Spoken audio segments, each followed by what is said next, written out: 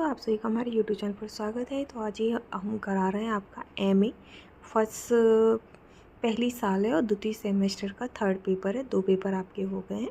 Third paper है भाषा विज्ञान एवं भाषा का विकास, और ये आपका राजा महेंद्र प्रताप सिंह राज्य विश्वविद्यालय अलीगढ़ राष्ट्रीय शिक्षा नीति पर आधारित है। दिनेश मॉडल है।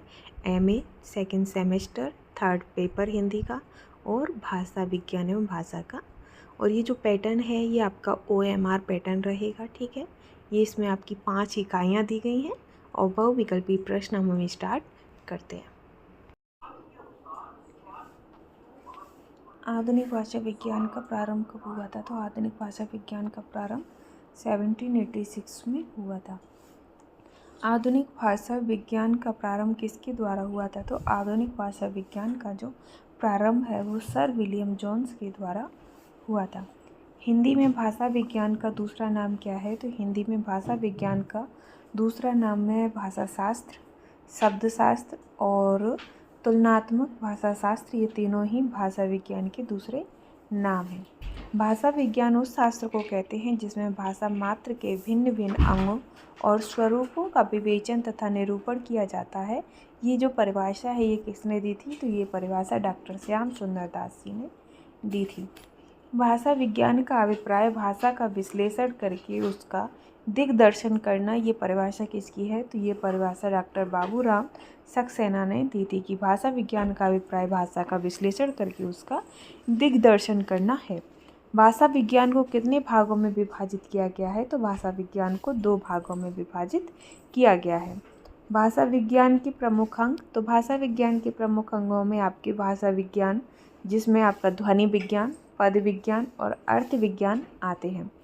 भाषा विज्ञान के प्रमुख अंग कितने हैं? तो इसके प्रमुख अंगों में आपके 4 हो जाएंगे। और भाषा विज्ञान का गौण अंग, तो भाषा विज्ञान के गौण अंगों की बात करें तो भाषा की उत्पत्ति, भाषाओं का वर्गीकरण और कोश विज्ञान, ये सभी भाषा विज्ञान के गौण अंगों में आते हैं। भाषा विज्ञान के गौण अंग, तो इसमें आपके लिपि विज्ञान, शैली विज्ञान और प्रागैतिहासिक खोज, ये सभी आते हैं। भाषा विज्ञान का फिर से है वही क्वेश्चन है, बस ऑप्शन अलग है कि भूभाषा विज्ञान, समाज भाषा विज्ञान और भाषिक भूगोल, ये सभी भी आपके भाषा विज्ञान के गौण अंगों के अंतर्गत ही आते हैं। भाषा विज्ञान के अध्ययन की कितनी पद्धतियाँ मुख्य रूप से प्रचलित हैं? तो भाषा विज्ञान की 4 पद्धतियाँ मुख्य रूप से प्रचलित हैं, और वो पद्धति जिसमें आपका वर्णनात्मक, तुलनात्मक और ऐतिहासिक आती हैं। मूक भाषा के कितने प्रकार बनते हैं? तो मूक भाषा के 2 प्रकार बनते हैं। कौन कौन से हैं? एक तो सांकेत और दूसरा इंगित करना। आंगिक चेष्टाओं के द्वारा किसको प्रकट किया जाता है? तो आंगिक चेष्टाओं के द्वारा घृणा को, क्रोध को, प्रेम को प्रकट किया जाता है। फिर इसके बाद जैसे कि प्रसन्नता, सहमति, असहमति, इन सभी को भी आंगिक चेष्टाओं के द्वारा ही प्रकट किया जाता है। मुखर भाषा को कितने भागों में बांटा गया है? तो मुखर भाषा को 2 भागों में बांटा गया है, एक तो अव्यक्त और व्यक्त। भाषा शब्द की उत्पत्ति किससे हुई है? तो भाषा शब्द की उत्पत्ति भाष धातु से हुई है। भाषिक कथन के कितने पक्ष होते हैं? तो भाषिक कथन के 2 पक्ष होते हैं, एक रूप और दूसरा अर्थ। सुश्रुत प्रजनक व्याकरण में भाषा के कितने प्रमुख संघटक बनाए हैं? तो 3 प्रमुख संघटक बनाए हैं। कौन कौन से? वाक्य, स्वप्न प्रक्रिया और अर्थ। डॉक्टर देवेंद्र नाथ शर्मा भाषा विज्ञान के कितने अंग मानते हैं? तो डॉक्टर देवेंद्र नाथ शर्मा भाषा विज्ञान के 6 अंग मानते हैं। डॉक्टर भोलानाथ तिवारी भाषा विज्ञान के कितने अंगों को स्वीकार करते हैं? तो भोलानाथ तिवारी भाषा विज्ञान के 4 भागों को स्वीकार करते हैं। भाषा विज्ञान से सामान्यतः कितनी बातों का बोध होता है? तो भाषा विज्ञान से सामान्यतः 4 बातों का बोध होता है। भाषा कहने से सामान्यतः रात होता है, तो ध्वनि का, वाक्य तथा अर्थ का और शब्द का। फिर है कि भाषा विज्ञान के अध्ययन क्षेत्र को कितने भागों में विभाजित कर विचार किया जा सकता है? तो 2 क्षेत्रों में विभाजित करके उन पर विचार किया जा सकता है। भाषा का शरीर गठन होता है तो भाषा का जो शरीर गठन है वह स्वप्न से होता है। कौन भाषा में जान डालता है? तो जो अर्थ है ये भाषा में जान डालता है। स्वप्न विज्ञान का पुराना संबंध है तो इसका पुराना संबंध ध्वनि विज्ञान से है। भाषा की कौन सी इकाई स्वप्न है? तो कौन सी इकाई स्वप्न है? तो लघुत्तम इकाई स्वप्न है। स्वप्न विज्ञान की कितनी शाखाएं हैं? तो इसकी 3 शाखाएं होती हैं। कौन कौन सी हैं? तो इसमें आपका श्रोतिक, मॉर्फोव्याकरणिक और संवहनिक। वाक्य विज्ञान के कितने भाग हैं? तो वाक्य विज्ञान के 3 भाग होते हैं। कौन कौन से? तो वर्णनात्मक, तुलनात्मक और ऐतिहासिक, ये वाक्य विज्ञान के भाग हैं। इनमें से वाक्य रचना का सामान्य विवरण प्रस्तुत किया जाता है तो वर्णनात्मक वाक्य विज्ञान से प्रस्तुत किया जाता है। भाषा विज्ञान अध्ययन की पद्धति कितनी है? तो भाषा विज्ञान अध्ययन की पद्धति 5 है। भाषा विज्ञान अध्ययन की पद्धति तो आपके संरचनात्मक, तुलनात्मक और प्रायोगिक। भाषा का भाष वैज्ञानिक अध्ययन कितनी विधियों से किया जाता है? तो 3 विधियों से किया जाता है। भाषा का भाष वैज्ञानिक अध्ययन विधि है तो उसमें समकालिक, तुलनात्मक और कालक्रमिक है। कौन सी नहीं है विधि? तो हजारी प्रसाद जो है वो आपके भाष वैज्ञानिक नहीं है। भाषा विज्ञान की परिभाषा के संदर्भ में किसने कहा है कि भाषा विज्ञान भाषा की उत्पत्ति, उसकी बनावट, उसके विकास तथा उसके ह्रास की वैज्ञानिक व्याख्या करता है? तो ये श्याम सुंदर दास जी ने कहा था। भाषा विज्ञान का सीधा अर्थ है भाषा का विज्ञान और विज्ञान का अर्थ विशिष्ट ज्ञान। इस प्रकार भाषा का विशिष्ट ज्ञान भाषा का विज्ञान कहलाता है और ये जो कथन है ये देवेंद्र नाथ शर्मा ने कहा था। भाषा विज्ञान वह विज्ञान है जिसमें मानव प्रयुक्त व्यक्त वाक्य का पूर्णतया वैज्ञानिक अध्ययन किया जाता है। ये किस विद्वान का कथन है? तो ये कर्ण सिंह का कथन है।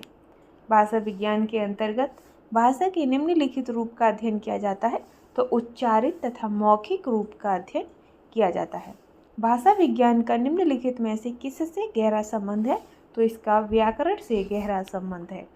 भाषा विज्ञान की उपयोगिता तो उपयोगिताओं में ज्ञान पिपासा की शांति, भाषा के परिष्कृत रूप का ज्ञान होना, साथ ही भाषा विज्ञान से वैज्ञानिक अध्ययन की ओर प्रवृत्ति। भाषा विज्ञान की उपयोगिता तो वेदार्थ ज्ञान में सहायक है, साहित्य ज्ञान में सहायक है और विश्व बंधुत्व भावना का प्रेरक के लिए सहायक है।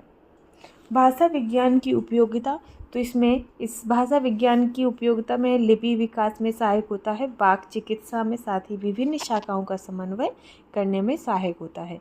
किसी भी शब्द से उसके अर्थ का ज्ञान कितने प्रकार से होता है? तो 2 प्रकार से होता है। क्या अर्थबोध के लिए सबसे उपयोगी है? तो जो व्यवहार है ये आपके अर्थबोध के लिए सबसे ज़्यादा उपयोगी होता है। डॉक्टर भोलानाथ तिवारी ने अर्थ परिवर्तन की कितनी दिशाएं प्रस्तुत की हैं? तो 3 दिशाएं प्रस्तुत की हैं। कौन कौन सी? अर्थ विस्तार, अर्थादेश और अर्थ संकोच।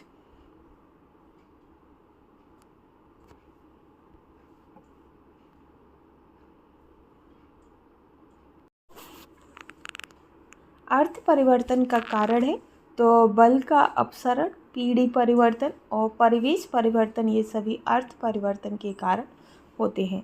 अर्थ भ्रांति का कारण तो इसमें अज्ञान या भ्रांति, अंधविश्वास और अर्थगत अनिश्चितता, ये सभी अर्थ भ्रांति के कारण होते हैं।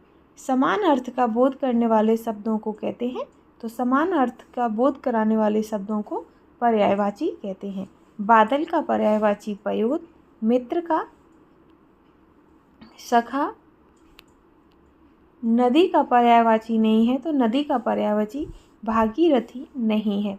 किस समूह में सभी शब्द कमल के पर्यायवाची हैं? तो बारिश, पंकज, नीरज, जलज, ये सभी कमल के पर्यायवाची हैं। पुष्प का पर्यायवाची शब्द नहीं है तो मधुप, ये पुष्प का पर्यायवाची शब्द नहीं है। मछली का पर्यायवाची तो झस। गणेश का पर्यायवाची हो जाएगा गणपति। भौरा का मधुप। नराज तो नराज का हो जाएगा वाण।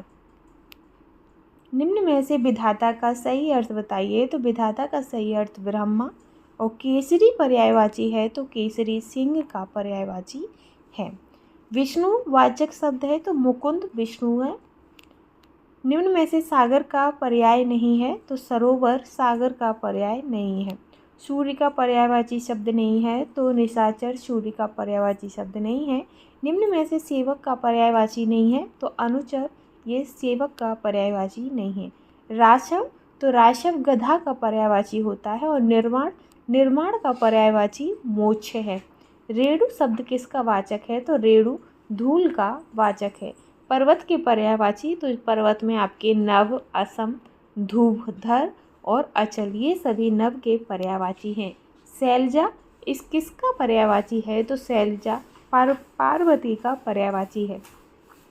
पार्थ तो पार्थ पर्यायवाची अर्जुन का है और सूर्य के पर्यायवाची तो सूर्य के पर्यायवाची में दिनकर, रवि, भानु, आदित्य आएंगे। जंगल का पर्यायवाची कांतार है। चंद्रमा का पर्यायवाची शशि। यमराज का पर्यायवाची कृतांत। मनीषी का पर्यायवाची पंडित होगा। रचना रचना किसका पर्यायवाची है तो रचना जीव का पर्यायवाची है। और यमुना का पर्यायवाची नहीं है तो भागीरथी यमुना का पर्यायवाची नहीं है। आँख का पर्यायवाची तो आँख का पर्यायवाची दृग हो जाएगा। दुहिता किसका पर्यायवाची है तो दुहिता पुत्री का पर्यायवाची है। और ब्रह्मा का वाचक शब्द नहीं है तो ब्रह्मा चतुर्मुख ये इसका वाचक नहीं है। शंकर का बोध नहीं होता है तो कैवल्य ये शंकर का पर्याय नहीं है। और प्रताप किसका पर्यायवाची है तो प्रताप छड़ना का पर्यायवाची है। मोर का पर्यायवाची कलापी है। गंगा का पर्यायवाची नहीं है तो हंसजाप ये गंगा का पर्यायवाची नहीं है। पुष्कर किसका पर्यायवाची है तो ये तालाब का है। और महाश्वेता तो महाश्वेता सरस्वती का पर्याय है। घर का पर्यायवाची शब्द निकेत हो जाएगा। और हाथी का पर्यायवाची शब्द नहीं है तो हाथी का सैंधव नहीं है। उत्थान उत्थान का पतन विलोम हो जाएगा। आदि का अंत। इष्ट का विलोम अनिष्ट हो जाएगा। और लोक का विलोम परलोक। आकर्षण का विकर्षण हो जाएगा। और देव का दानव हो जाएगा विलोम। अग्र का विलोम पश्य हो जाएगा। और अंतरंग तो इसका बहिरंग हो जाएगा। और नूतन का पुरातन हो जाएगा विलोम। दुर्गम का विलोम हो जाएगा आपका सुगम। आसक्त का हो जाएगा अनासक्त। अनुकूल का विलोम होगा आपका प्रतिकूल। और जय का विलोम हो जाएगा पराजय। प्राचीन का विलोम होगा अर्वाचीन। और शुक्ल का विलोम हो जाएगा आपका कृष्ण। उत्तम का विलोम होगा अधम। और निर्गुण का हो जाएगा सगुण।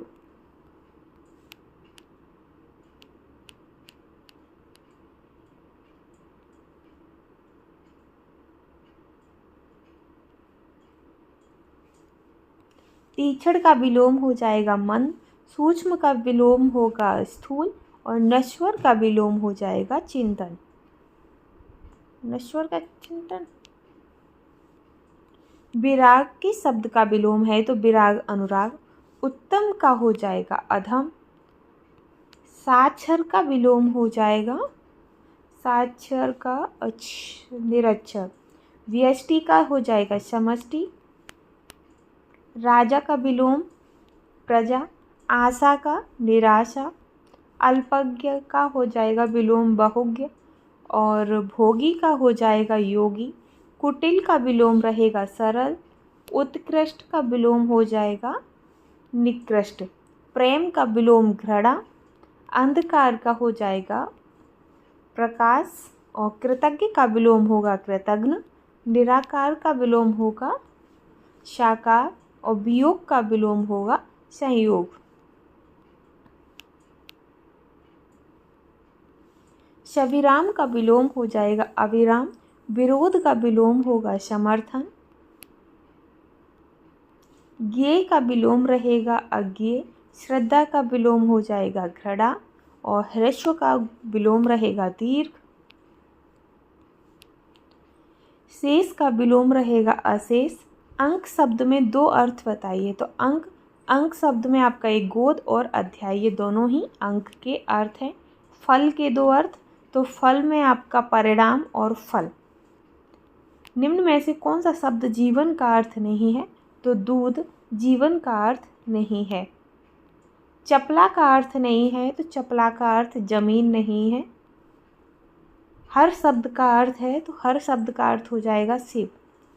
कोटि शब्द का सही अर्थ, तो कोटि का हो जाएगा करोड़, और सुधा का अर्थ हो जाएगा अमृत। कनक शब्द के दो अर्थ, तो सोना और धतूरा। अली शब्द, तो अली शब्द भ्रमर, और हरि शब्द का अर्थ नहीं है, तो हरि में आपका भ्रमर नहीं आएगा। अहि शब्द प्रयुक्त नहीं होता है, तो अहि शब्द चंद्रमा के लिए प्रयुक्त नहीं होता है। पृथ्वी के दो अर्थ हैं, तो पृथ्वी के दो अर्थ में जवाब और दिशा। कुंजर शब्द का सही अर्थ पीपल हो जाएगा, और कर के अर्थ में प्रयुक्त शब्द नहीं है, तो कर के अर्थ में चांदी प्रयुक्त शब्द नहीं है। घट शब्द का प्रयोग मदिरा के लिए नहीं होता है। द्विज का अर्थ नहीं है, तो द्विज का अर्थ मेढक नहीं है, बल्कि ब्राह्मण, चंद्रमा, दांत, ये सभी द्विज के अर्थ हैं। श्री, श्री में आपका लक्ष्मी। कच्छ शब्द का प्रयोग होता है, तो कच्छ शब्द का प्रयोग केस के लिए होता है। मुद्रा शब्द का अर्थ नहीं है, तो क्रोध। सैंधव का सही अर्थ है, तो घोड़ा। कुल शब्द किस अर्थ में प्रयुक्त होता है, तो कुल वंश के लिए प्रयुक्त होता है। पयोधर, तो पयोधर पृथ्वी को कहते हैं। और कनक शब्द किस अर्थ में प्रयुक्त होता है, तो कनक धतूरे में प्रयुक्त होता है, धतूरा और सोना। गौ शब्द का प्रयोग नहीं होता है, तो राजा के लिए गौ शब्द का प्रयोग नहीं होता है। और अली, तो अली मधुमक्खी इसका अर्थ नहीं है, बल्कि कोयल और सखी और भ्रमर, ये सभी अली के अर्थों में आते हैं। कर्ण के अर्थ में प्रयुक्त होने वाला शब्द, तो पैर। सारंग शब्द किस अर्थ को व्यक्त नहीं करता है, तो वाणंग, वाण को प्रयुक्त नहीं करता है। वृंदा का अर्थ, तो वृंदा का अर्थ तुलसी हो जाएगा। और मधु का अर्थ नहीं है, तो मधु का अर्थ नशा नहीं है। निम्नलिखित प्रश्नों में एक शब्द के चार चार अर्थ विकल्प के रूप में दिए गए हैं और सही शब्द का बताना है। तो आन, आन का अर्थ हो जाएगा अकेला। अमृत, अमृत हो जाएगा अनमोल। अचल, अचल का हो जाएगा चंचल। उत्तर, उत्तर का रहेगा प्रश्न। बलि, बलि का हो जाएगा याचना। अधर, अधर का रहेगा पाताल। इतर, उच्च। काम, परमार्थ, फल। आमुख, चपला, महिला। कृष्ण, काला। तक्षक, शिलान्यास। खर, श्रृगाल। कनक, बिच्छू। जरा, खांसी। गुरु, उत्कोच। आपत्ति, दुर्बलता। अर्घ, बुध। ताल, वटवृक्ष। कपि, घोड़ा। आतुर, प्रसन्न। कंद, धीमा। जड़, चेतन। अज, बकरा। पानी, पानी का संजीवनी। अपेक्षा, निराशा। इंदु, कथा। गोपाल, वटुक। कौशिक, दुर्वासा। कर्ण, कान। घट, दूध। ठाकुर, सेवक। गौतमी, कोई वृद्धा। केतु, छाता। गति, स्थिर। और छंद, उपाय।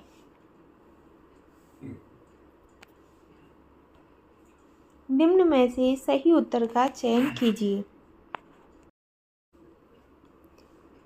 निम्न में से सही उत्तर का चयन कीजिए। तो तोता, वानर, ब्रह्मा किसके अर्थ हैं? तो तोता, वानर, ब्रह्मा ये सभी हरि के अर्थ हैं। सोना, तुषार किसके अर्थ हैं? तो सोना और तुषार ये हेम के अर्थ हैं। और सर्प, मेघ, हिरण किस शब्द के अर्थ हैं? तो ये सारंग के अर्थ हैं। स्वर्ग, पृथ्वी, सूर्य किस शब्द के अर्थ हैं? तो ये गौ के अर्थ हैं। सूर्य, सूर्य का सारथी किस शब्द के अर्थ हैं? तो ये अरुण के अर्थ हैं। लक्ष्मण, शेषनाग, आकाश किस शब्द के अर्थ हैं? तो ये अनंत के अर्थ हैं। किरण, शूड़ किस शब्द के अर्थ हैं? तो ये कर के। मेढक, कोयल, भेड़िया किस शब्द के अर्थ हैं? तो ये कौक। यमराज, अकाल, मृत्यु शब्द के अर्थ में काल आएगा। श्लोक, कथा, गीत किस शब्द के अर्थ हैं? तो ये गाथा। अग्नि, चूहा, कुत्ता तो इसके लिए कपिल शब्द है।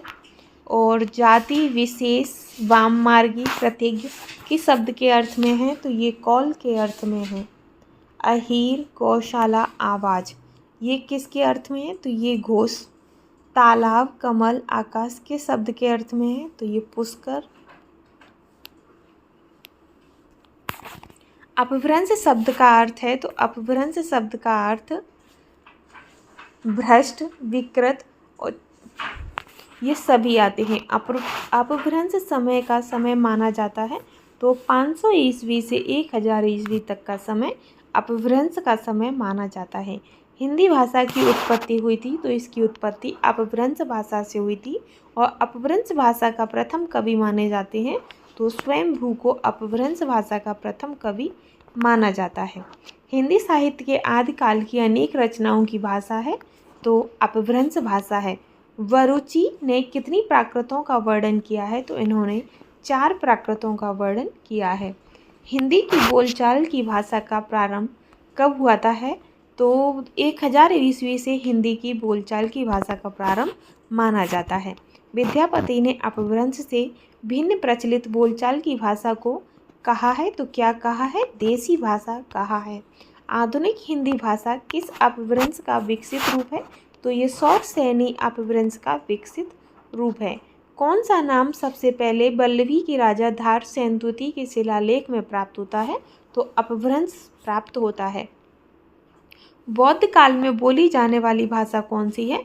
तो पाली भाषा है। और सिंध लोग अपनी वाणियों की भाषा को कहते थे तो सांध्या कहा जाता था।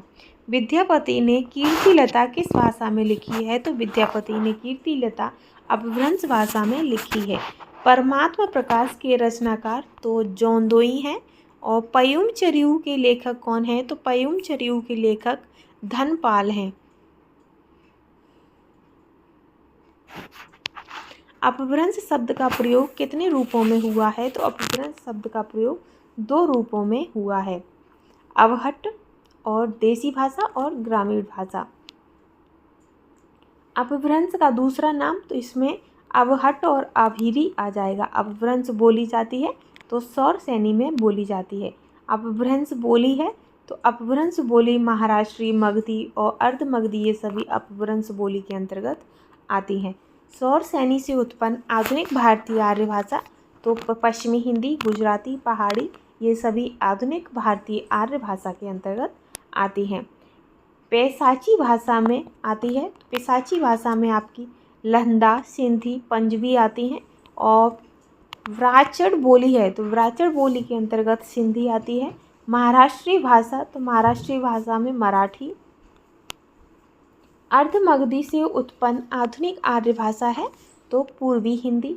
मगधी से उत्पन्न आधुनिक आर्य भाषा तो बांग्ला, असमिया, उड़िया ये सभी मगधी से उत्पन्न आधुनिक आर्य भाषाएं हैं। हिंदी भाषा के संपूर्ण विकास को प्रमुख रूप से कितने चरणों में विभाजित किया गया है? तो 3 चरणों में विभाजित किया गया है। हिंदी भाषा का चरण तो प्राचीन काल, आधुनिक काल और मध्यकाल। प्राचीन काल का समय है तो प्राचीन काल के समय में 1000 से 1500 ईस्वी तक का आता है। मध्यकाल का समय तो 1500 से 1800 ईस्वी तक का आता है। और आधुनिक काल तो आधुनिक काल 1800 से अभी तक चल रहा है। प्राचीन काल में किस बोली का विकास प्रारंभ हुआ था? तो प्राचीन काल में बघेली, पहाड़ी, छत्तीसगढ़ी बोलियों का विकास हुआ था। प्राचीन काल में किस बोली का विकास प्रारंभ हुआ है? तो छत्तीसगढ़ी, अवधी और ब्रजभाषा। किस सन में अमीर खुसरो ने खड़ी बोली में काव्य रचना प्रारंभ की थी? तो 1350 के लगभग अमीर खुसरो ने खड़ी बोली में रचना करना स्टार्ट किया था। खड़ी बोली का व्यापक स्तर का प्रयोग हुआ है? तो 1800 के लगभग खड़ी बोली का व्यापक स्तर पर प्रयोग स्टार्ट हो गया था। हिंदी में प्राचीनतम उपलब्ध ग्रंथ है? तो पृथ्वीराज रासो प्राचीनतम उपलब्ध ग्रंथ है। जिस समय हिंदी भाषा का इतिहास प्रारंभ होता है उस समय हिंदी प्रदेश कितने राज्यों में विभक्त था? तो हिंदी प्रदेश 2 राज्यों में विभक्त था। हिंदी भाषा के प्राचीन काल की सामग्री को कितने भागों में बांटा गया है? तो 4 भागों में बांटा गया है। प्राचीन काल की सामग्री जिसमें आपके शिलालेख, ताम्रपत्र, प्राचीन पत्र, अपभ्रंश काव्य, चारण काव्य, धार्मिक काव्य एंड अन्य काव्य ग्रंथ आते हैं। विद्यापति की कितनी रचनाएं अपभ्रंश में हैं? तो विद्यापति की 2 रचनाएं अपभ्रंश भाषा में हैं। चारण काव्य हैं तो चारण काव्यों में खुमान रासो, हमीर रासो और विसलदेव रासो आते हैं। चारण काव्य में आपके परमाल रासो, पृथ्वीराज रासो और विजय रासो भी आते हैं। प्राचीन या पुरानी हिंदी में धार्मिक ग्रंथ, तो धार्मिक ग्रंथों में पयुम चरियु, करकंड चरियु और मवियस कला आती हैं। ब्रजियानी बौद्ध संप्रदाय में कितने सिद्धों का काव्य रचना हुई है? तो 84 सिद्धों की काव्य रचना हुई है। नाथ योगिनियों में प्रमुख हैं तो नाथ योगिनियों में मतेंद्रनाथ, जालंधर नाथ और गोरखनाथ प्रमुख हैं। जोंदुई कवि की रचना है तो जोंदुई कवि की जो रचना है वो परमात्मा प्रकाश है। और कुशल लाभ कवि की रचना, तो कुशल लाभ कवि की रचना ढोला मारूरा दूल्हा है। मधुकर कवि की रचना, तो जय मयंक जसचंद्र का मधुकर कवि की रचना है। पुरानी हिंदी के प्रमुख कवि कौन हैं? तो पुरानी हिंदी के प्रमुख कवियों में सरहप्पा, स्वयंभू और देवसेन आते हैं। साथ ही पुष्पदंत, अब्दुल रहमान और धनपाल भी इसी में आते हैं। अपभ्रंश या पुरानी हिंदी के कवियों में जिन दत्त सूरी, राम सिंह, जोंदुई और हेमचंद्र, अमीर खुसरो, विद्यापति ये सभी आते हैं। देवसेन की रचना है तो देवसेन की रचना श्रावकाचार है। स्वयंभू की रचना, तो स्वयंभू की रचनाओं में पयम चरियु और स्वयंभू छंद और रिट्ठे ठेड़ी चरियु आती हैं। पुष्यदंत की रचना है तो पुष्यदंत की रचनाओं में महापुराण, संदेश रासक और जसहर चरियु आते हैं। अब्दुल रहमान की रचना, तो अब्दुल रहमान की रचना संदेश रासक, उपदेश रसायन रास और शब्दानुशासन आते हैं। शब्दानुशासन के रचनाकार कौन है? तो हेमचंद्र हैं।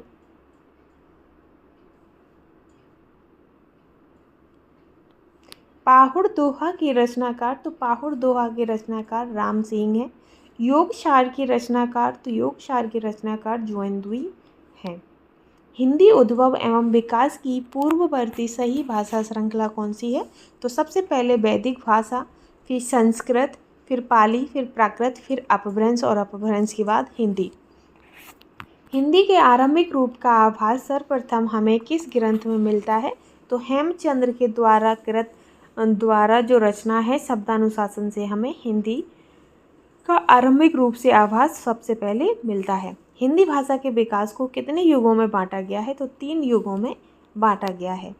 हिंदी भाषा के विकास में वास्तविक सूत्रधार कौन थे? तो आपके हिंदुस्तानी, डिंगल और अरब के खलीफा, फारस के मुसलमान। तो फारस के मुसलमान हिंदी भाषा के विकास के वास्तविक सूत्रधार थे। हिंदी का आरंभ कब से हुआ है? तो हिंदी का आरंभ 1000 ईस्वी से हुआ है। अवहट्ट भाषा का तात्पर्य, तो अवहट्ट भाषा को परनिष्ठ अपभ्रंश कहते हैं। हिंदी को भाषा या भाका कहते हैं, तो कबीर जी ने कहा है हिंदी को भाषा या भाका। किस प्रख्यात भाषा वैज्ञानिक ने बिहार को हिंदी प्रदेश नहीं माना है? तो डॉक्टर गियर्सन ने बिहार को हिंदी प्रदेश नहीं माना है। हिंदी भाषा की उत्पत्ति किस भाषा से हुई है? तो हिंदी भाषा की उत्पत्ति सौरसेनी भाषा से हुई है। पश्चिमी हिंदी की बोलियों की संख्या कितनी है? तो 5 है। रानी केतकी की कहानी की रचनाकार कौन है? तो इसकी रचनाकार ईसा अल्लाह खां है। आलाखंड किस बोली की रचना है? तो आलाखंड बुंदेली भाषा है और पंडित जुगल किशोर ने हिंदी का पहला पत्र कहाँ से निकाला था? तो इन्होंने कलकत्ता से पहला पत्र निकाला था। आनंद कादम्बिनी कहाँ से प्रकाशित होती है? तो ये मिर्ज़ापुर से। और भोजपुरी किसकी बोली में आती है? तो भोजपुरी बिहारी बोली में आती है। पूर्वी हिंदी का विकास हुआ है? तो पूर्वी हिंदी का विकास अर्धमगधी अपभ्रंश से हुआ है। बंगला भाषा किस अपभ्रंश से विकसित हुई है? तो बंगला भाषा मगधी अपभ्रंश से विकसित हुई है। इनमें से कौन पश्चिमी हिंदी की बोली है? तो पश्चिमी हिंदी की बोली के अंतर्गत बुंदेली आएगी। और राजस्थानी बोली तो मेवाती, जयपुरी और मालवी, ये सभी राजस्थानी बोली के अंतर्गत आती हैं। लखनऊ और रायबरेली जिले की कौन सी भाषा है? तो अवधी भाषा है। ईया प्रत्यय किस बोली में प्रयुक्त होती है? तो अवधी।